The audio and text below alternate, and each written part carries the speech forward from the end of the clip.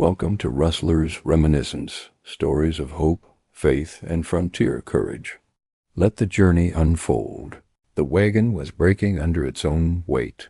One wheel groaned with every rock it hit. The axle sagged like it knew my strength was running out. I'd already unhitched the ox after he dropped to his knees and refused to get back up. That was 3 days ago. Now it was just me, my hands gripping the worn leather strap over my shoulder, my boots digging into the frozen dirt of Fremont Pass, and my 2 children watching in silence from the back of the wagon. The wind up there wasn't cruel, it was downright personal.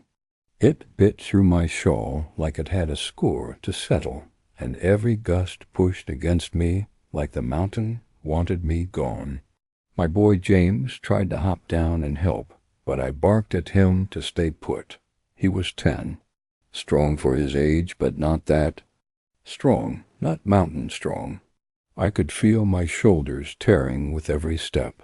One wrong pull and I'd be flat on my face under the weight of our entire lives. That's when I heard hooves behind me. I didn't turn. Folks come up on you quiet for a reason out here, and it's never a good one. You need help, ma'am. Eh? Man's voice. Calm, not too close. I stopped walking. My breath fogged out in front of me as I finally looked back. He sat atop a dapple gray horse, hat tipped low, rifle slung behind him, and a face that hadn't been shaved in a week. Maybe 2. His eyes, though steady. Not kind exactly. Just patient. Like he was used to people saying no before they said yes. I'm fine, I said. He nodded like he believed me, which made me mad. I wasn't fine. My knees were shaking, my lips cracked, and I hadn't eaten since morning. But I didn't want. Some stranger thinking I was a damsel dragging her babies through the mountains with no plan. He dismounted anyway. I'm not looking for trouble, he said, pulling off his gloves. Name's Rhett Jackson.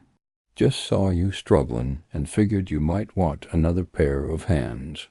Don't need charity, I muttered, turning back toward the wagon. I gave the leather strap a hard yank and tried to heave forward. My boots slid. The wagon didn't budge. You're not getting up this grade alone, he said, walking toward the back. You can keep your pride. Just let me help. I opened my mouth to argue, but then I heard a soft cough from the wagon bed. My daughter, Emily. She was 6 and pale as linen. I hadn't found her voice cheerful in weeks. Rhett was already looping his rope through the front axle and hitching it to his saddle horn. You do this often? I asked, watching him work. Help strangers? Not often. Help women trying to be stronger than they got any business being? More than I'd like. I didn't like how that sentence sounded. Too familiar. Too much like he saw me. Still, I stepped aside. The horse strained, Rhett guided, and the wagon finally creaked up the worst of the hill. My arms hung limp at my sides, useless as noodles dot. When we crested the top, I collapsed against the wheel and just breathed. Rhett didn't ask questions. He just dismounted, walked to the back, and handed James a canteen. Thank you, my boy said politely, like I'd taught him. Emily took a sip, too, her eyes never leaving the stranger. You headed anywhere in particular? Rhett asked. Just away, I said, from Cheyenne, from what was left. He nodded again like that made perfect sense. You got a name? Willow McAllister. He looked me over then, from boots to brow, like committing me to memory. I didn't like that either. You've got grit, Miss McAllister. No choice, I replied. Not for mothers. We sat in silence as the wind howled down the pass. He could have ridden off. I could have told him to. But neither of us moved. You know there's a creek down the bend? He finally said, Good firewood, fresh water. You and your young uns could use a night off that wagon. I hesitated. I didn't trust men. Not since. I'll build the fire, he added. You can sleep with your back against a tree and a pistol in your lap if it makes you feel better. You don't know me, I said. Don't need to, he replied. You're walking through the Rockies with 2 kids and a busted wagon. Either you're dangerous or desperate. And I ain't afraid of either. Something about the way he said it plain, with no angle, broke the edge off my suspicion. I nodded once. We made our way toward the creek, and for the first time in weeks I didn't feel entirely alone. The fire crackled like it had a voice of its own, low, steady, and just warm enough to make my shoulders sink half an inch. I didn't relax easy, but after a week of cold nights curled up with my children in the wagon bed, this was the first time my bones didn't ache from shivering. Rhett sat across from us, legs stretched, back against a log. He was whittling something small and shapeless, more for the rhythm than the result. He'd offered me coffee from a battered tin pot, and I took it with stiff fingers, watching him like a coyote watches a bigger dog, respectful, but ready to bite. Used to sleep under the stars myself, he said, before I found a place to hang my hat. Where was that? I asked. Lander. Out west, near the Wind River. My fingers tightened around the tin. I'd heard of Lander. A small place, mostly quiet, but it had a fort and some settlers digging in for real lives. It didn't sound like much, but to me it may as well have been paradise. You live there now? Off and on. I got a place there. Been helping a widow woman named Edna work her ranch since her boys left for California gold. She's tough as shoe leather, but has a soft spot for strays. He looked at me when he said that, not unkindly. Just matter of fact. I bristled anyway. I ain't a stray. No, ma'am. Didn't say you were. He went back to whittling. James was curled beside me, his head on my thigh. Emily had crawled closer to the fire and fallen asleep on the bedroll Rhett had offered her. I'd checked it twice for bugs or needles, but it was clean and smelled like pine. You passed through Cheyenne? I asked. Few weeks back. Then you know what happened? He nodded. Heard it was bad. Whole row of shacks burned. Folks killed or run off. My husband had gambling debts, I said before I could stop myself. Owed men who don't. Write things down, just settle with fists and torches. He ran, left us behind. Rhett didn't say a word. Didn't need to. I kept going. Watched the house go up with Emily in my arms and James screaming for his papa. Took the wagon and ran. Didn't even grab the iron skillet. Ain't never been on my own before.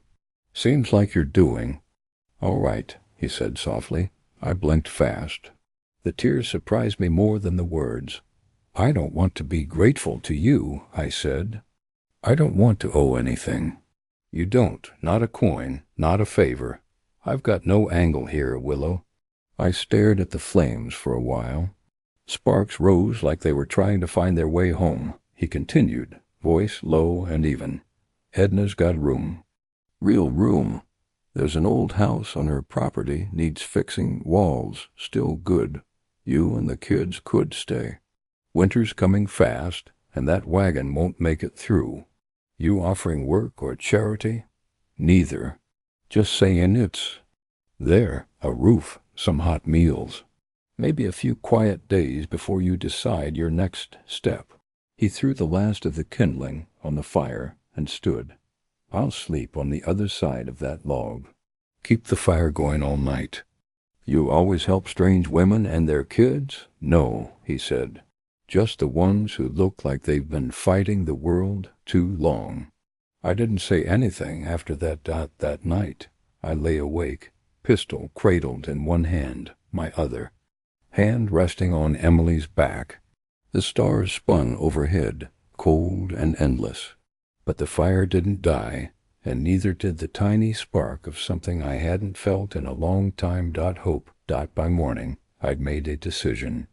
We'd follow Rhett to Lander, and if it turned out bad, well, I still had grit, and I still had that pistol. But something told me I wouldn't need either. Asterisk, asterisk. Lander didn't look like much at first. Just a scatter of buildings slouched against the base of the mountains, with low wood fences, and scrub brush between them. But there was something about the air crisp and open that made me feel like I could finally stretch my shoulders without someone looming over me. Edna's ranch sat just west of the settlement, tucked between two ridge lines and guarded by a stubborn line of cottonwoods. When we arrived, she came out wiping her hands on a flour sack, squinting like we were the mailman, and she wasn't expecting letters. "This her?" she asked Rhett, jerking her chin toward me. He nodded. "Willow McAllister. Her children are James and Emily." I studied the older woman as she studied me, hair pulled into a tight bun, face like weathered stone, and a gaze that could break glass. "You got a strong back?" she asked. "I do. Got a mouth that runs when it shouldn't?" "Not unless I'm pushed." She nodded once, then looked at the kids. "They quiet?" I bristled, ready to bark something sharp, but James spoke up first. "Yes, ma'am," he said politely. Edna's lip twitched. "That'll do." She led us toward the side of the ranch house, where a smaller one-room structure leaned against. The wind. The door hung crooked, and the windows were clouded with dust, but the roof looked solid. "You clean it, it's yours. I don't feed mouths that don't pull weight, but I got eggs and bread inside. Come supper, you eat with us." Then she turned on her heel and walked off like she'd just finished a business transaction. Rhett chuckled under his breath. "That's her way of saying welcome." I looked at the house, then at the kids, then at Rhett. "Why are you really doing this?" He blinked, caught off guard. "This whole thing," I said. "Helping us. Bringing us here. Don't say it's just kindness. I don't believe in that." He sighed and rubbed the back of his neck. "Because I know what it's like to be left behind. My mother raised me alone after my pa disappeared on a cattle drive. We nearly froze 2 winters in a row before someone took us in. I don't forget debts like that. I didn't expect the honesty. It caught me somewhere in the chest. I'm not here to rescue anyone, Willow," he added. "Just figured maybe you could use a place to land." The kids had already pushed open the crooked door and were peeking inside. It smelled of dust and wood rot, but the floor held, and there was a bed frame against one wall. I ran my fingers over the window sill, rough with splinters. My eyes stung. We cleaned for hours. Emily swept. James hauled old rags outside. I scrubbed the stone hearth until my knuckles bled. That night, we sat at Edna's table. She cooked beans and cornbread and poured blackstrap molasses over the top like it was a feast. Rhett sat beside me, quiet but present, like he belonged. Later, after the kids curled up in their bedrolls in the small house, I stood outside and watched the stars. Rhett leaned against the porch rail. "You thinking of staying long?" I asked. He didn't look at me when he answered. "I'll stay as long as I'm welcome." It wasn't a declaration, just a quiet offer, laid gently between us. I didn't reply. But I didn't tell him to leave either. The truth was, something had shifted. I'd spent months surviving, fighting to keep my children safe. I never thought I'd have the chance to ask what came next. Now, maybe I did. Edna didn't believe in rest. She believed in routines. Mornings started with coffee, bread, and orders. The days were long and the work was harder than anything I'd known, but it was a different kind of hard. Not desperate. Not afraid. Just honest labor with a roof overhead and a pair of hands always reaching to help. I took to tending the hens, mending fences, and dragging water buckets until my arms felt hollow. James helped Rhett in the barn. He was learning to ride and muck stalls with the pride of a boy twice his age. Emily made fast friends with Edna's orange barn cat and followed her everywhere like a shadow dot in between chores. Rhett and I fell into a quiet rhythm. He'd ask how the night went. I'd ask how the colts were settling. We'd pass tools, share lunch on the steps, talk about nothing and everything. It was strange to feel seen and not judged. Stranger still to feel safe. One afternoon, while we repaired a splintered fence post, he asked, "You ever think about going back east?" I wiped sweat from my brow. Ain't nothing for me back there. Just graves and names I try not to remember. He nodded, hammering in a nail. Sometimes folks think the past is a rope they gotta keep dragging, but some things you're allowed to set down. I didn't say anything at first. The wind rustled the cottonwoods behind us. My mama used to say that forgiveness wasn't about other people, I murmured. It was about stopping the rot from spreading inside you. Rhett looked over. You believe that? I want to. That night, Rhett handed me a folded paper, a sketch he'd made of the ranch, with a dotted line circling a patch of land near the western edge. What's this? I asked. Just a thought, he said. If you ever want to put down roots. I didn't sleep much that night. The next week, James came running into the side house with wide eyes and a busted lip. He'd fallen off a pony. Before I could storm out there with a switch, Rhett followed in after him, calm as water, and knelt beside my son. Let me see, he said gently. Got a little scrape, but you held on longer than most your age. James beamed, despite the blood on his chin. After they left, I found myself crying into my apron. Not from fear, not from anger, just relief. I was starting to believe we weren't surviving anymore. We were beginning something. Evenings turned softer. Rhett would play harmonica on the porch, and Emily would twirl in the dirt like she remembered how to be light. I found myself laughing at dumb jokes, staring at Rhett when he wasn't looking. I caught him doing the same more than once. One evening, I brought him a jar of blackberry preserves Edna had hidden behind the flour sacks. He looked surprised. You're spoiling me, he said. I shrugged. Don't get used to it, he chuckled. Too late. I turned to leave, but he caught my wrist gentle. Not possessive. I'm not a skin for anything you're not ready for, he said. But I'd be lying if I said I didn't care.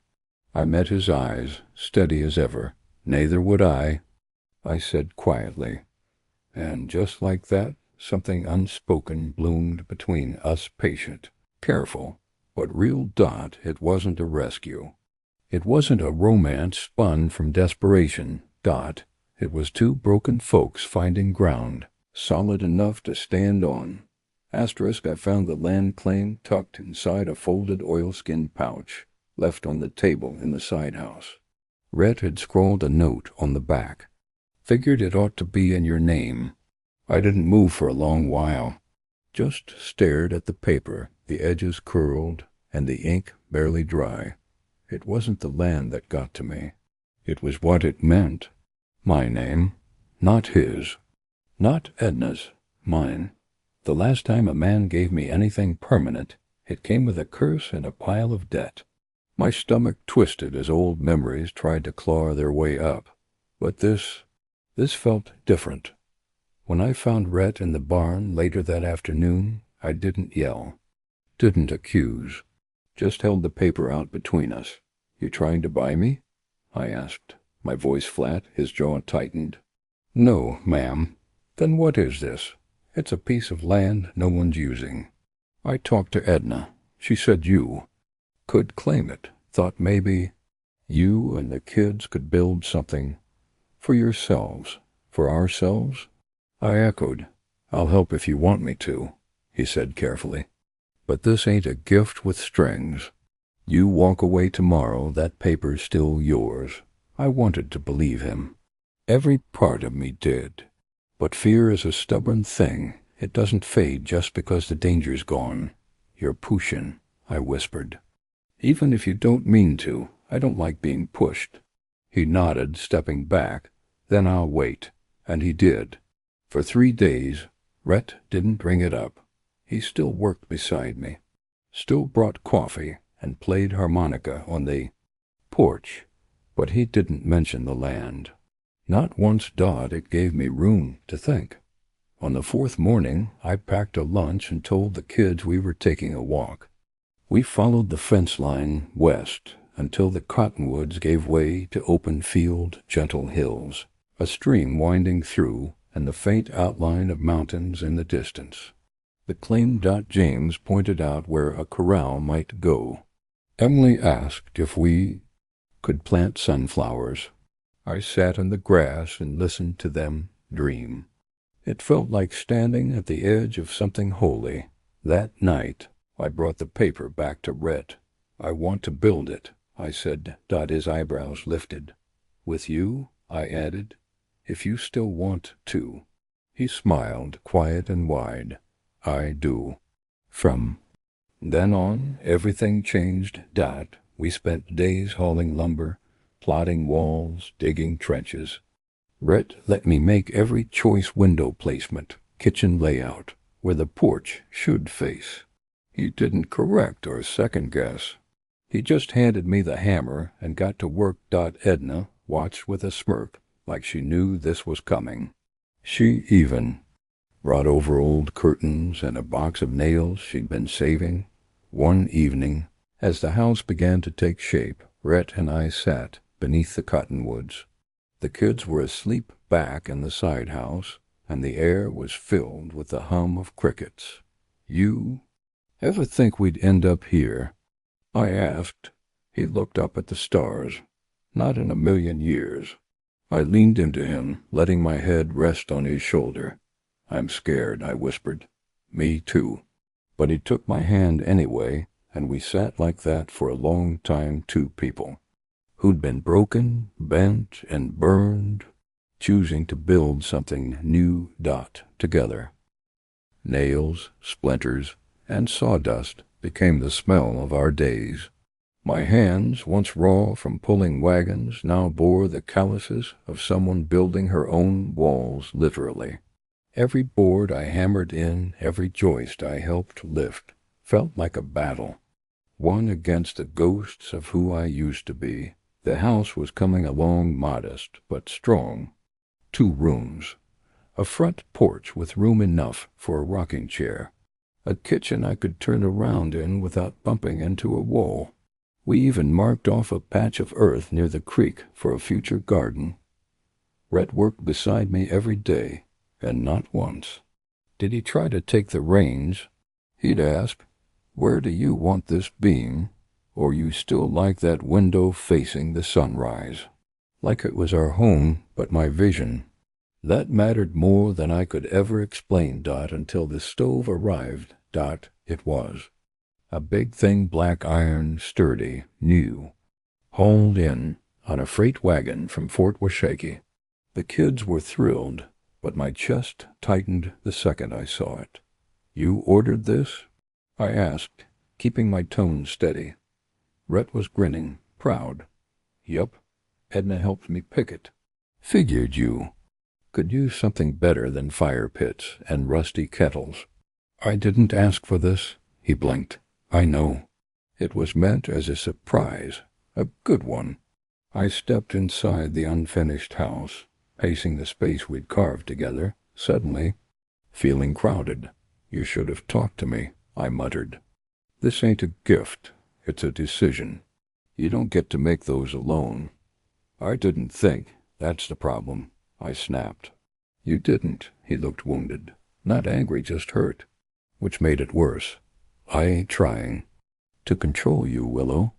I just wanted to give you something that made your life easier." My throat was tight. Every time someone gave me something, it came with a hook in the belly. You say no strings, but they always show up later. "I'm not them," he said softly. I turned my back to him, arms cross-tied over my chest. My heartbeat sounded louder than the breeze through the cottonwoods. Minutes passed. Then I heard him step outside. I stayed in that half-built house for nearly an hour, just breathing, looking at the stove, feeling stupid for getting mad about something most folks would kill to have. But it wasn't about the stove, it was about still being scared, even now, even here. I found him sitting on the fence rail near the barn, whittling the same piece of pine he'd carried for weeks. I overreacted, I said. He didn't look up. Maybe, but I should have asked. I stepped closer. It ain't the stove, it's me. I still flinch when someone does something kind. Finally, he looked up. You don't owe me an explanation, Willow. Maybe not, but I want to give it. I sat beside him. We didn't speak for a while. Then he said we can return it, or store it, or trade it for something else. I shook my head. No, we'll keep it, but next time we decide together. His hand found mine on the rail. No pressure, no pull, just warmth. Together, he said. That night, the kids helped paint the first coat on the new walls, and I let Rhett stay for supper in the side house. We passed plates and stories like we'd been doing it for years. And for the first time, I looked at him not as a helper or a stranger, or even a man I was coming to trust. I saw him as my partner, not someone rescuing me, but someone building. With me. The cottonwoods had begun to turn golden, their leaves whispering secrets in the early wind. The nights were colder now, and the first frost clung to the grass like silver lace. Our house stood tall windows in place, roof sealed tight, porch swept clean. Every board carried our fingerprints. Rhett had been quiet that morning, not withdrawn, just thoughtful. He helped James patch a hitch rail near the barn, then disappeared for a spell. I figured he'd gone to check on the cattle or fetch lumber. Instead, he showed up right before supper, dusty from the trail, but smiling like a man with a secret. I've got something for you, he said, holding out a small, worn pouch. I gave him a look. If there's another stove in there, I swear. He chuckled and opened the pouch. Inside was a ring, not fancy, just a slim band of gold with a small turquoise stone set in the middle. It was beautiful in the way honest things are unpolished, unpretending. I was going to wait till the first snow, he said, voice low, but I don't want to waste good time. My breath caught. I ain't a skin to save you, he added. Ain't a skin to change you. Just want to stand beside you, come what may. He knelt, not dramatic, just humble. Willow McAllister, will you marry me? James and Emily had come out onto the porch. Edna, standing nearby with a dish rag over her shoulder, let out a single, well, I'll be. I looked at Rhett, really looked at him. This man who rode up a mountain pass and saw me at my worst, who never asked me to be anything but who I was. And for once in my life, saying yes didn't feel like giving something up. It felt like choosing. I will, I said, my voice catching in my throat. Yes, the kids whooped. Emily clapped her hands, and James grinned like his face might split. Edna just shook her head and walked back inside, muttering something about setting another damn place at the table. We didn't make a fuss. 2 days later, beneath the cottonwoods, we stood hand in hand as the wind carried leaves down like blessings. Edna read a line from her husband's old Bible. James held the ring box. Emily picked wildflowers and dropped them at our feet. There were no crowds, no dresses or fiddle songs. Just us. When Rhett said his vows, he didn't promise riches or ease. He promised warmth, honesty, and a heart that wouldn't wander. I didn't promise to be perfect, just to stay. We kissed to cheers and catcalls from. The kids then shared stew and biscuits under the stars. That night, for the first time, Rhett stayed in the house with us, his boots by the door, his laughter echoing in the rafters. I watched him tuck Emily into bed, saw James lean against his side like it was the most natural thing in the world. We weren't just surviving anymore. We were a family, and the house wasn't just wood and stone dot. It was home dot asterisk by the time snow fell. Thick and clean across the fields, the house had settled into itself like it had been waiting for us all along. Mornings were filled with the smell of coffee and wood smoke. The children's laughter came easy now. James rode out with Rhett before breakfast most days, helping feed stock or mend fences. Emily kept a little corner by the window for her dolls and drawings, humming to herself as she worked with scraps of cloth Edna gave her. And me?